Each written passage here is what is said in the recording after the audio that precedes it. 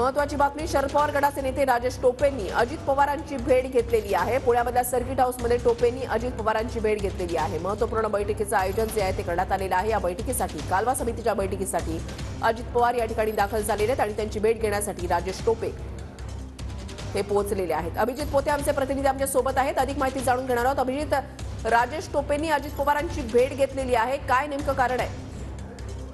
नक्कीच वृषाली, पुण्यातील circuit house येथे जिथं अजित पवारांची जी बैठक अधिकाऱ्यांसोबत चालू आहे, आमदारांसोबत, तिथंच राजेश टोपेंनी येत अजित पवारांची जी आहे ती भेट घेतलेली आहे। मात्र आता सर्किट हाऊस मधनं राजेश टोपे बाहेर पडलेले आहेत, पण बाहेर पडताना माध्यमांशी संवाद साधला नाहीये त्यांनी संवाद साधणं टाळले। अगोदर रोहित पवार आपल्याला माहिती आहे की बैठकीला खरं तर हजर झालेले आहेत। दोन्ही शरद पवार गटाचे आमदार आहेत। राजेश टोपे आत्ताच अजित पवारांची भेट घेऊन सर्किट हाऊस मधून निघालेले आहेत, पण ज्यावेळी भेट घेतल्यानंतर भेटीचं कारण माध्यमांनी त्यांना विचारलं, त्यावेळी मात्र राजेश टोपेंनी बोलणं खरं तर टाळलं आहे। दुसरीकडे वृषाली, अजित पवार आज सकाळी 7 वाजल्यापासून खरं तरी बैठक घेत आहेत। त्या बैठकीला रोहित पवार देखील दाखल झालेले पाहायला मिळत आहेत, कारण कालवा समितीची बैठक आहे आणि त्यानंतर राजेश टोपे यांनी अजित पवारांची नेमकी का भेट घेतली, कुठल्या विषयावर या दोन नेत्यांमध्ये चर्चा झाली, खरं तरी पाहणं महत्त्वाचं ठरणार आहे। कारण राजेश टोपेने या भेटीबाबत गुप्त तपशील जे आहे ते पसंत केलेलं पाहायला मिळतंय। नक्कीच, धन्यवाद अभिजित दिलेल्या सविस्तर माहितीसाठी।